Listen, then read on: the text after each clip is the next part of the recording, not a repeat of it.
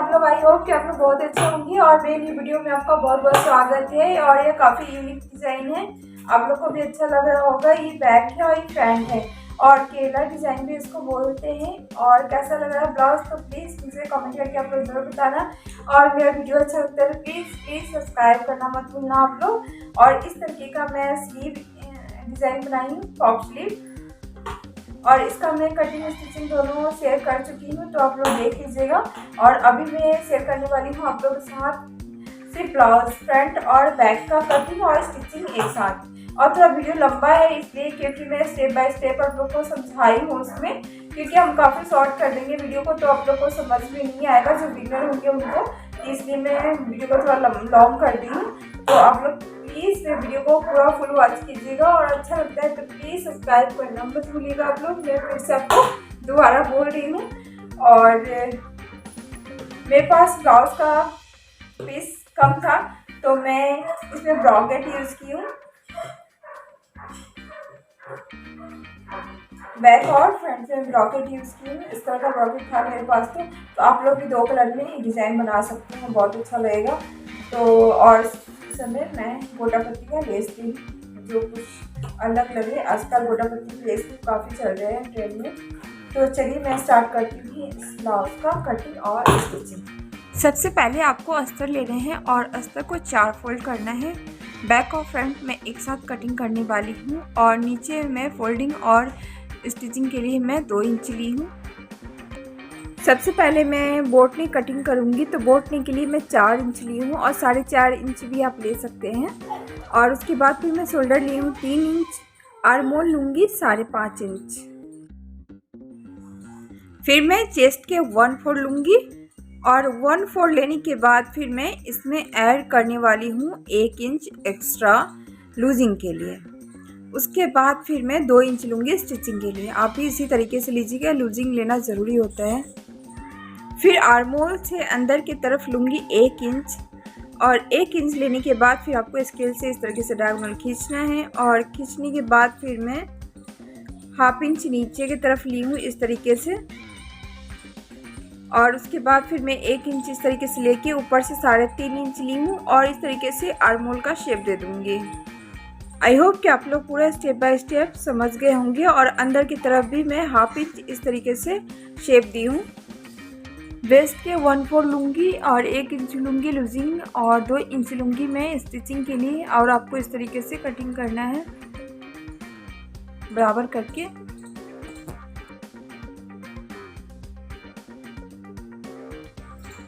Front और back को मैं एक साथ ही कटिंग कर ली हूँ और आगे का पार्ट का मैं छटाई भी नहीं की हूँ, बाद में करूँगी।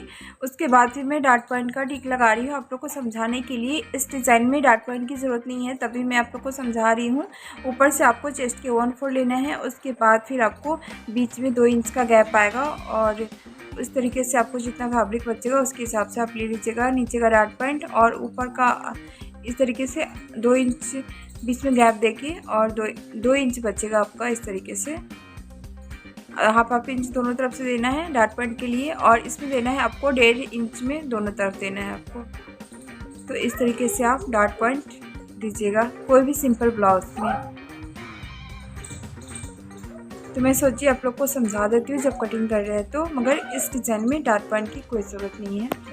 फिर मैं साइड का सेटिंग करूँगी 1/2 इंच इस तरीके से। फिर मैं 2 इंच नीचे से फोल्डिंग और स्टिचिंग के लिए ली हूँ और फिर ऊपर मैं 3.5 इंच लूँगी इस तरीके से। और उसके बाद फिर आपको इस तरीके से नेक कटिंग करना है, आपको राउंड शेप देके मटका शेप, लाइट मटका शेप देना है आपको। फ्रंट नेक हो गया है तो बैक नेक कटिंग कर रही हूँ, उसी तरीके से आपको 2 इंच ले लेना है स्टिचिंग फोल्डिंग के लिए। उसके बाद 3.5 इंच ऊपर छोड़ना है और इस तरीके से आपको राउंड शेप देना है, मटका शेप देना है। जैसे मैंने आगे का पार्ट में दिया है उसी तरीके से आपको पीछे के पार्ट में भी देना है इस तरीके से। बैक और फ्रंट का अस्तर कटिंग कर ली हूँ, तो उसके बाद मेन फैब्रिक कटिंग करने वाली हूँ। मेन फैब्रिक आपको कटिंग कर लेना है, उसके बाद फिर मैं इसका डिज़ाइन कटिंग करूँगी।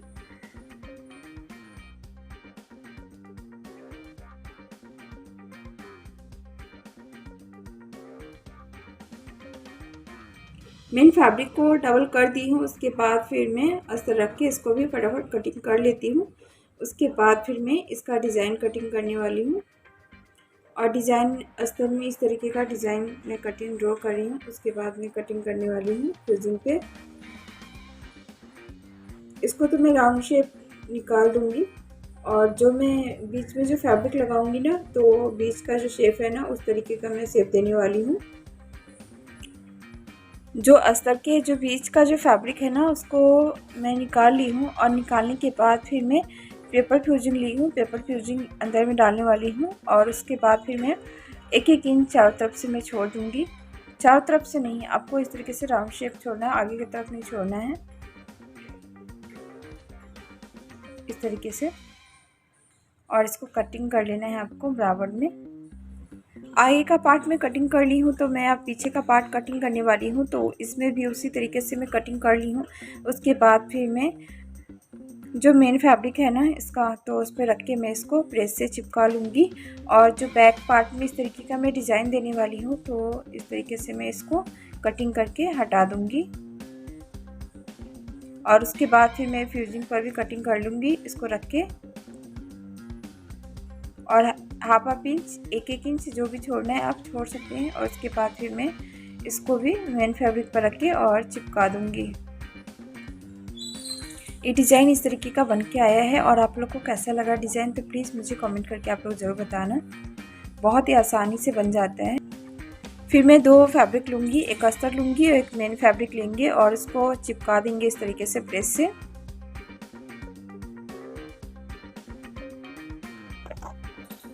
आगे पीछे दोनों पार्ट को मैं प्रेस से चिपका दी हूँ। और चिपकाने के बाद फिर मैं सबको मैं बराबर में कटिंग कर लूँगी।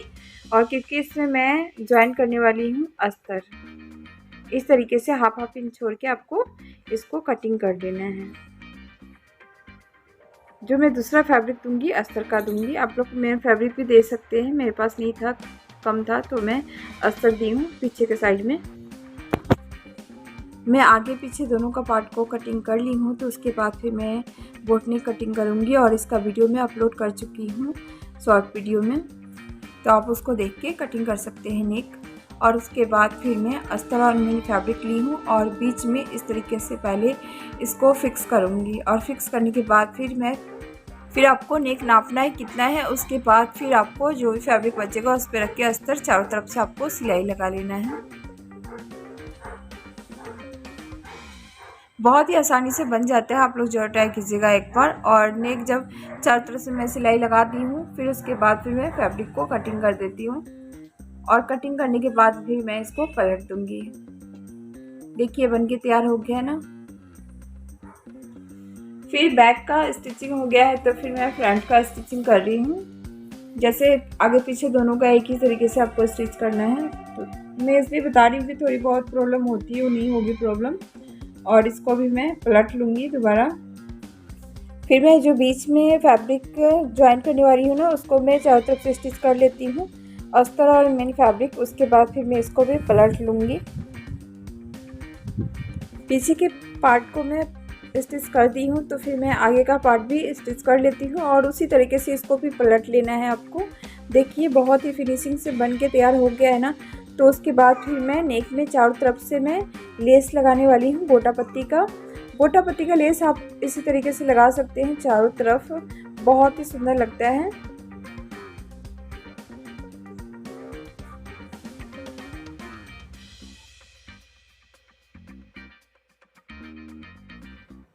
लेस लगा दी हूँ। उसके बाद फिर मैं जो बीच का फैब्रिक है ना, उसको रख के मैं चारों तरफ स्टिच कर दूँगी।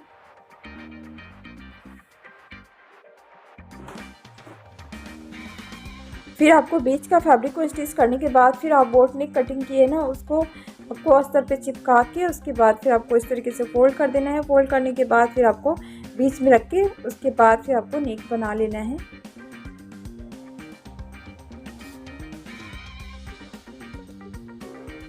कटिंग मैं 4 इंच की थी, मगर 4.5 इंच आया है इस तरीके से, तो कोई नहीं, आपको हाफ इंच एक्स्ट्रा बढ़ा लेना है। मैं चारों तरफ से इस तरीके से स्टिच कर दी हूँ। उसके बाद फिर मैं इसको भी नेक को भी कट कर लूँगी। बीच से कट लगाना है, जिससे फोल्डिंग काफ़ी अच्छा से हो जाता है। और उसके बाद इसमें भी मैं गोटा पत्ती लगाने वाली हूँ। स्टेप बाय स्टेप मैं आप लोग के साथ इसलिए शेयर कर रही हूँ कि बहुत ही आसानी से बन भी जाता है और आप लोग देखिएगा तो बहुत जल्दी बन जाएगा। और फर्स्ट बार जब ट्राई करते हैं तो थोड़ा टाइम भी लगता है, जब हम देख के बनाते हैं ना तो आराम से बन जाता है जल्दी। मैं पीछे के पार्ट में भी राउंड शेप में दोनों तरफ से मैं गोटा पत्ती लगाऊंगी और उसके बाद फिर मैं इसको रख देती हूँ इस तरीके से और चारों तरफ से मैं इसमें सिलाई लगा दूँगी।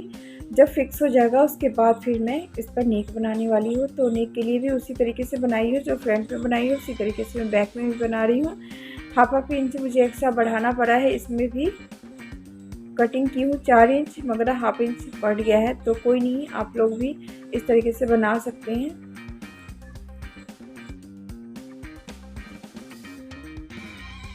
फिर मैं कटिंग कर ली हूँ। कटिंग करने के बाद फिर मैं जैसे फ्रंट में गोटा पत्ती लगाई थी उसी तरीके से मैं बैक में भी गोटा पत्ती ज्वाइन कर लूँगी, लगा दूँगी। देखिए नेक बन के तैयार हो गया ना, कितना सुंदर बना है ना।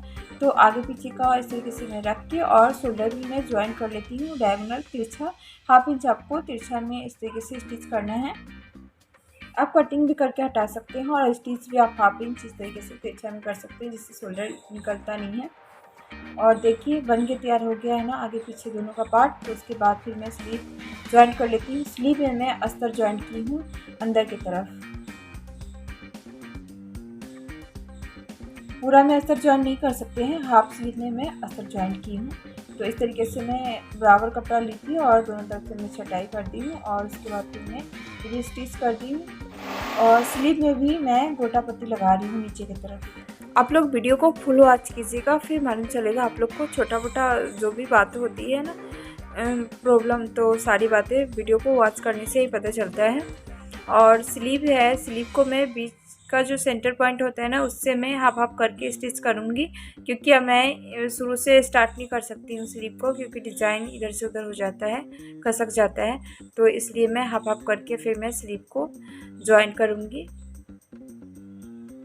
तो आप लोग को मेरा वीडियो कैसा लगता है तो प्लीज़ कमेंट करके आप लोग ज़रूर बताइएगा मुझे। दोनों स्लीव को मैं उसी तरीके से ज्वाइंट कर दूंगी और ज्वाइंट करने के बाद फिर मैं फिटिंग का निशान लगाऊंगी। फिर मैं फिटिंग का सिलाई लगा देती हूँ एक तरफ, फिर मैं दूसरी तरफ हाफ में लगाऊंगी, क्योंकि साइड में मुझे बटन लगाना है। तो आप इस तरीके से बना सकते हैं।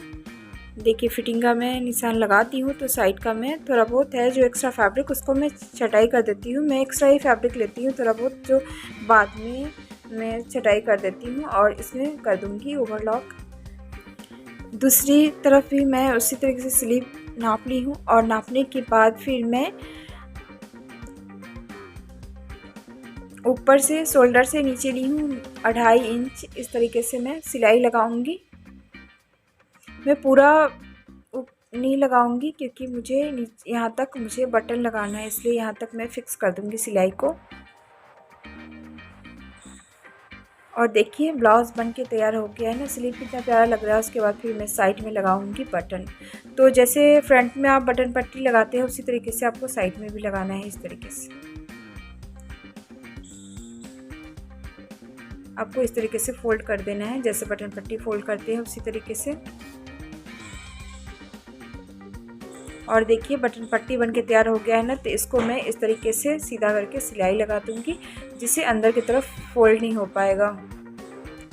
और एक में काई एक में हुक लगा दूंगी, फिर बन के तैयार हो जाएंगे। इस तरीके से मैं अंदर का पार्ट, ऊपर का जो पार्ट होता है ना, तो फिर मैं फोल्ड करके उस पर भी सिलाई लगाती हूँ।